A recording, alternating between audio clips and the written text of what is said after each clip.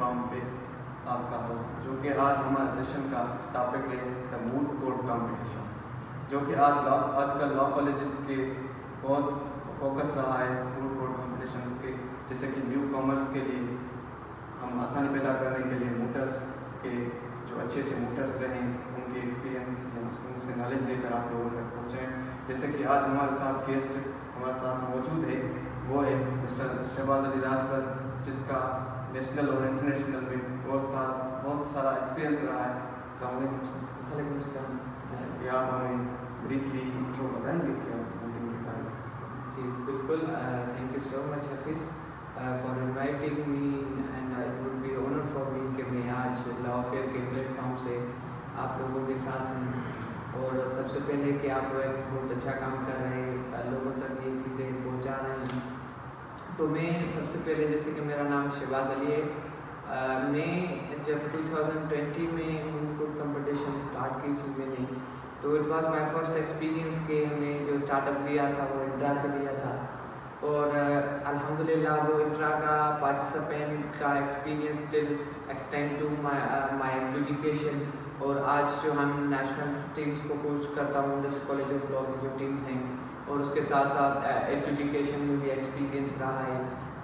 क्योंकि mood court competition का जैसे देखा जाए तो सबसे पहले मैं आपके ये इसी सवाल पे आ जाता हूँ कि मूड कोर्ट कंपटीशन है क्या, what is the mood court competition. तो मूड कोर्ट कंपटीशन एक ऐसे है कि आप प्रॉब्लमेटिक जो आप केस बनाते हैं, आर्टिफिशियल केस, वो आप प्रोवाइड करते हैं स्टूडेंट्स को, ताकि वो स्टूडेंट्स उस पर अपनी जो है तैयारी कर सकें। और जैसे कि हम देखते हैं कि जो न्यू कमर्स होते हैं, न्यू लॉयर्स होते हैं, वो बहुत ही जो है ना उनको डिफ़िकल्टी होती है when they go to the real court और फिर अपने वो प्रैक्टिस स्टार्ट करते हैं। तो यहाँ एक मूड कोर्ट कंपटीशन का जो था अप्रॉक्सीमेटली 1882 से ये कॉन्सेप्ट अराइज हुआ था।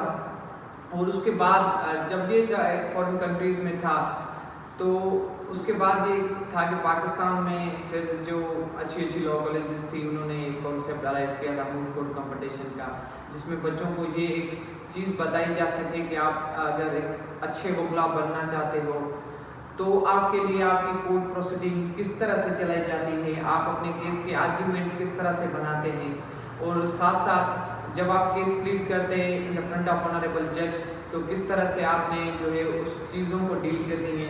ये सारी चीज़ें अगर एक फर्स्ट ईयर, सेकंड ईयर के या थर्ड ईयर फाइनल तक जो भी ला स्टूडेंट है, अगर वो पहले ही सीख जाते हैं और ये सीखते हैं इस मूड कोर्ट कंपटीशंस के, that would be very beneficial for him, कि वो उनके लिए बहुत ही बेनिफिशियल होता है जो मूड पार्टिसिपेंट्स रहते हैं।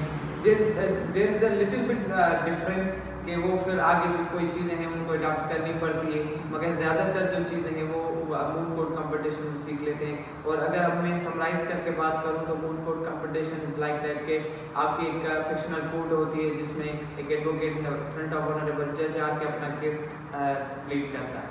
जी thank you so much sir. और हमारा दूसरा सवाल है कि क्या जो मूडिंग की ड्राफ्टिंग करते हैं और ओरिजिनल जो केस होता है उसकी ड्राफ्टिंग करते हैं, इसमें कोई डिफरेंस होता है, और मूडिंग में डिफरेंस क्या है और रियल कोर्ट में डिफरेंस? काफ़ी अच्छा सवाल किया है आपने कि what is the difference between moot court competition and real court, and is there any difference between drafting of real court and moot court competition. So first of all मैं पहले तो आपके इस सवाल का जवाब देना चाहता हूँ कि रियल कोर्ट और जो मूड कोर्ट होती है इसमें बिल्कुल भी एक चीज़ का डिफरेंस होता है। और डिफरेंस ये होता है कि यहाँ एक फिक्शनल कोर्ट बनाई जाती है। अगर लीगली हम बात करें तो हम ऐसे कह सकते हैं कि देयर जजमेंट्स, देयर डिसीशंस और देयर प्लीडिंग्स, मतलब जैसे भी जो चीज़ है वो बाइंडिंग नहीं रहती। जैसे रियल कोर्ट का अगर कोई जजमेंट आ जाती है तो वो बाइंडिंग होती है, दूसरी अगर किसी भी हायर फॉर्म की जजमेंट होती है तो लोअर कोर्ट्स पे बाइंडिंग होती है। अगर हम एक जनरल बात करें कि मूड कोर्ट कंपटीशन में लाइक लिटिल बिट डिफरेंस है कि आप यहाँ जो मूड कोर्ट कंपटीशंस करते हैं, मूड कोर्ट में ये होता है कि आप आते हो और जजेस बैठते हैं, और वो जो जजेस होते हैं वो रूटिंग एक्सपर्ट्स होते हैं या अच्छे वकील होते हैं, वो बैठते हैं वहाँ आपके सामने। रही बात आपके आर्ग्यूमेंट की, तो आप आर्ग्यूमेंट और लीगल रिसर्च ये जो है ना आप तकरीबन रियल कोड की सेम एज इट इज बनाते हैं कि रियल कोड में भी अगर क्लाइंट आपके पास आता है, जैसे हम आपको फिक्शनल कोड देते हैं, फिक्शनल केसेस देते हैं मूड कोड कंपटीशन में, तो रियल में ये होता है कि वहाँ आपका क्लाइंट आता है आपके पास और आपको सारी चीज़ें बताता है। मूड कोड में ये चीज़ें एग्रीड फैक्ट आपको बताए जाते हैं। उसके बाद सेम एज इट इज आप क्या करते हैं, अपनी जो है प्रैक्टिस स्टार्ट करते हैं कि मूड कोड कंपटीशंस, जैसे आपको केस मिला और उस पर आपने रिसर्च करना स्टार्ट कर दी, फिर आप ये होता है कि आप जो रियल कोड के डिसीजन होते हैं वो लेते हैं उस पर, तो जज उसको आप बताते हैं कि ये डिसीजन है और ये एग्रीड फैक्ट है, इसके मुताबिक मेरे क्लाइंट को रिलीफ मिलना चाहिए। तो सेम एज आप रियल कोड में भी यही चीज़ें करते हो। तो इतना काफ़ी डिफरेंस नहीं है, बस ये लीगल डिफरेंस ये है कि आपकी भी जजमेंट्स बाइंडिंग नहीं होती है जैसे आप जजमेंट्स देते हो, यहाँ एक फिक्शनल कोड होती है। इसमें ये होता है कि बच्चे जो हैं अपने जो कॉन्फिडेंस उनका इन्हांस होता है, कॉन्फिडेंस राइज होता है और साथ साथ उनको एक वे पता चलता है कि कोर्ट में अपीयर किस तरह से होना है, फिर आर्ग्यूमेंट किस तरह से करने हैं, किस तरह से बनाना है, जज को सेटिस्फाई किस तरह से करना है, क्लाइंट को रिलीफ किस तरह से दिलाना है। तो ये सेम एज इट इज ऐसी ही चीज़ें। रही बात ड्राफ्टिंग की, तो ड्राफ्टिंग भी आप अप्रोक्सीमेटली सेम ही करते हो। हाँ, थोड़ी बहुत चेंजिंग होती है कि यहाँ रियल कोड में आपकी एडजस्टमेंट होती है, एप्लीकेशंस होती हैं, ये वो, तो यहाँ से आप सीधा सीधा आके केस प्लीड करते हो, तो ये थोड़ा बहुत डिफरेंस है। और वो जब आप रियल कोड में अपीयर होगे, एक मूटर को सारी चीज़ें जो है ना, तकरीबन मैं ऐसे नहीं कह सकता कि 100 उसको बताऊँ, मगर जब वो कोड में अपीयर होता है तो बहुत सारी ऐसी चीज़ें हैं जो उसको क्लियर ही रहती है। Thank you so much sir. Sir तीसरा सवाल हमारा ये कि कई सारे बच्चे बोलते हैं कि रूटिंग करने से हमारे एकेडमिक्स पे इम्पैक्ट पड़ता है, इम्पैक्ट होता है, क्या एकेडमिक के लिए ये हेल्पफुल है या बेसिकली ये देखा जाए, जब हमने स्टार्टअप पकड़ा था अपनी कंपटीशन से, तो कुछ जो थे हमारे दोस्त कलीग्स, उन्होंने भी ये कहा था कि आप जो है ना मूड कोड कंपटीशन में पार्टिसिपेट ना करें और इससे आपका टाइम कंज्यूम होगा उसमें और उसमें आपके एकेडमिक्स पे इम्पैक्ट पड़ेगा।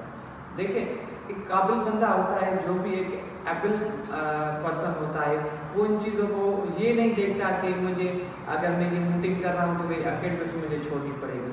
लाइक मैं अपना एग्जांपल देता हूँ, किसी और का नहीं, कि मैं अभी सिंस 2020 से मैं मूड कोड कंपटीशंस करता हुआ आ रहा हूँ और अल्हम्दुलिल्लाह मेरी एकेडमिक्स पे आज तक कोई इम्पैक्ट नहीं पड़ा।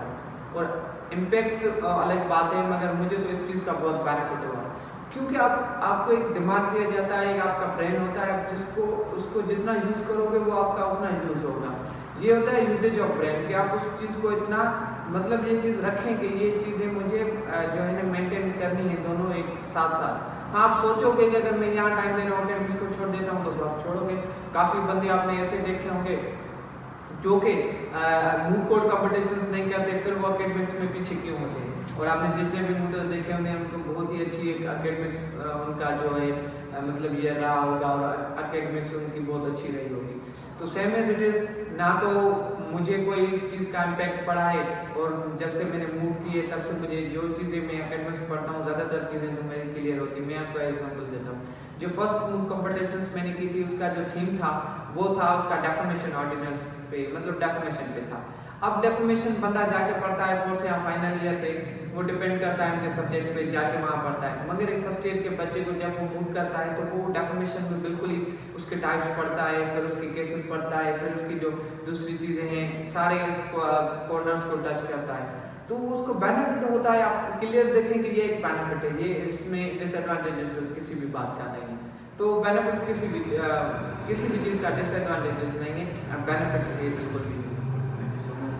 और मेरा ये सवाल है, क्या वोटिंग को हम अच्छा करियर कह सकते हैं क्या हमारी सीरीज में, या फिर कोई ऐसी जगह पे हम फ़ायदा ले सकती है?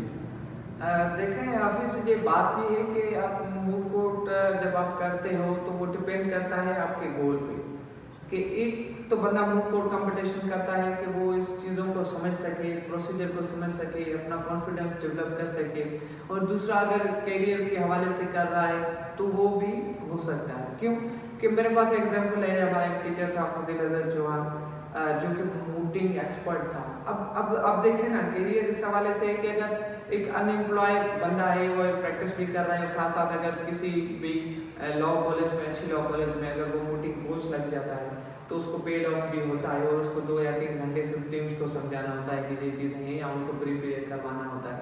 तो एक किस्म का आपको ये बेनिफिट होता है कि आपको एक स्टाइपेंड मिलती है, आपकी सैलरी मिलती है। फिर अगर आप किसी भी कॉलेज में, जैसे वो हमारे टीचर है, आज वो उस कॉलेज में जो है मूटिंग का कोच है, तो उसको इस चीज़ का बेनिफिट है। मगर ज़्यादातर ये चीज़ें हैं कि बंदा इन चीज़ों को सीखने के लिए करता है। अगर किसी को कैरियर बनाए, जैसे इसका बेनिफिट ये हो सकता है, जैसे आपने पूछा कि सीवी में ऐड, तो सीवी जब आप बनाते हो और इंटरनेशनल स्कूल का टैग लगा होता है, आपके पासपोर्ट जो आपका होता है उस पर आपका स्टूडेंट वीज़ा लगता है, तो और फिर जो इंटर्नशिप्स होती हैं, जो अच्छी इंटर्नशिप्स, वो आपकी एक्स्ट्रा करिकुलर एक्टिविटीज़ को देखती है। फ़ॉरेन आप अगर अप्लाई कर रहे हो तो वो भी आपकी एक्स्ट्रा करिकुलर एक्टिविटीज़ को जो है ना बहुत ही देखते हैं कि वो कितना बंदा एक्स्ट्रा रहा है, उसने क्या क्या चीज़ें की। तो ये भी अच्छा है कि आपका सीवी में ऐड है। Thank you so much sir. और सर ये हमारा आखिरी सवाल था कि टीम कैसे बनानी चाहिए मूटिंग के लिए और कैसे काम करना चाहिए, क्योंकि बच्चों की बहुत से क्यूरीज होती हैं कि टीम वर्क सही नहीं कर रही है, ये बंदा सही काम नहीं कर रहा है क्या वो। हाँ, ये बिल्कुल भी आपने सही सवाल किया है, जो कि मुझे बताने में भी एक अच्छा लगेगा कि देखें कि अब जब आप मूव कोर्ट कंपटीशन में आते हो न्यू कमर्स के लिए, साथ साथ ये मैसेज भी होगा कि जब एक प्रोसीजर ये होता है कि 3 मेंबर्स पे जो है टीम कंसिस्ट होती है। 2 आपके स्पीकर्स होते हैं, एक आपका रिसर्चर होता है। जब आपको मूव प्रॉब्लम मिलता है तो फिर आप इश्यूज डिस्ट्रीब्यूट करते हो। सबसे अच्छा काम ये है कि पहले आप इश्यूज डिस्ट्रीब्यूट करें और इस तरह से करें जिस इश्यू पे आपको स्पीकिंग करनी है, क्योंकि रिसर्चर आपके साथ साथ वो आपकी रिसर्च करवाता है, मगर जो स्पीकर होता है वो उस इशू पे काम करे जिसको उस पर प्लीड करना होता है। क्योंकि वो जब कोई भी चीज़ रिसर्च करता है, उस पर देखता है और फिर आर्गूमेंट बनाता है, तो वो सारी चीज़ें उसे याद हो जाती हैं। अगर एक स्टीरियोटाइप की बात करें कि आपको एक चीज़ लिखी हुई मिलती है, फिर आप उसको देख कर पढ़ेंगे, तो जब जज साहब से जूरी क्वेश्चंस करती है तो फिर आप जो है ना वो क्वेश्चन सही से दे नहीं पाते। तो रिसर्च हमेशा आप करें और टीम कंपोजिशन 3 मेंबर्स हो गए, 2 स्पीकर, 1 रिसर्चर हो गया। अब आपकी रिसर्च ड्राफ्टिंग आती है कि आपने ड्राफ्टिंग किस तरह से करनी है, तो वो फिर आप किसी सीनियर से, किसी कोच से, क्योंकि स्टार्टअप में आपको खुद को मेहनत करनी पड़ेगी। ऐसे नहीं है कि आज मैं अल्हम्दुलिल्लाह एक अच्छा मोटर किसी के मुंह से कहलवा, मतलब वो मुझे समझते हैं, वो कंसिडर करते हैं, तो मेरे लिए फख्र की बात है कि मैं भी एक फर्स्ट ईयर का स्टूडेंट था और हमने भी इस तरह से जो स्टार्टअप लिया था, मगर किसी दोस्त से पूछा, किसी सीनियर से पूछा, एक बार अगर आपको विल है करने की तो वो आपको थोड़ा बहुत गाइड कर देगा कि इस तरह से जो है आप ड्राफ्टिंग करें। और उसके बाद आती है आपकी प्लीडिंग, जो कि आप इशू डिस्ट्रीब्यूट करते हो कि जो अच्छा स्पीकर होता है वो 2 इशूज ले लेता है, अगर इशूज 4 है तो वो 2-2 करके आप डिस्ट्रीब्यूट करते हो, जो कि 2 साइड्स होती हैं, कभी प्रोसिक्यूशन और डिफेंडेंट होती है, कभी पटिशनर होती है, फिर रेस्पोंडेंट होती है। तो फिर उस तरह से वो आपको नाम दिए जाते हैं, सिविल केसेस होते हैं, क्रिमिनल केसेस होते हैं, तो इस तरह से। तो ये सारी चीज़ें होती हैं जो कि आपकी टीम कंपोजिशन। रही बात ये कि कोऑपरेशन, एक चीज़ मैं आपको ज़रूर कहूँगा कि टीम में कोऑपरेशन होना ज़रूरी है। जिस तरह से मैंने ज़्यादातर बंदे देखे हैं, वो ऐसे करते हैं कि सर मैं काम नहीं कर रहा, ये जो है वो नहीं कर रहा, एक दूसरे को हाईलाइट नहीं करें। अगर आप कैपेबल हैं 2 इशूज़ 3 इशूज़ करने पे तो आप करें, क्योंकि टीम कोऑपरेशन आपको विन करवाती है। मैं ये कह सकता हूँ कि जब भी आप कहते हैं कि we want to be the winner, champion, तो आपको टीम कोऑपरेशन होनी चाहिए। टीम आप इस तरह से बनाएं कि वो आपसे कोऑपरेट करें। टीम कोऑपरेशन मैंडेटरी है। और उसके बाद जो है कि आप ये ना करें कि वो इशू 2 करें, वो 1 करें, जो कैपेबल है उसको आप ज़्यादा करें, और जो रिसर्च में अच्छा है वो वहाँ अपने स्किल्स यूज़ करें। तो फिर ये होती है टीम कंपोजिशन, जिससे आप लोग विन कर लेते हो। अदरवाइज आपकी कितनी भी मेहनत होती है किसी इंडिविजुअल की, जो कि आपकी सोसाइटी पे डिपेंड होता है, फिर वो आपको उस तरह से चांस मिलता है। मगर कहीं भी इंट्रा हो, नेशनल हो, इंटरनेशनल हो, और टीम जो है कोऑपरेशन का बहुत एक रोल होता है जो कि लाजमी होना चाहिए। Thank you so much sir. आज का हमारा ये सेशन कंप्लीट हुआ जी। इंशाल्लाह किसी दूसरे सेक्शन के साथ मिलेंगे। Thank you so much. अल्लाह हाफ़िज़। Thank you so much.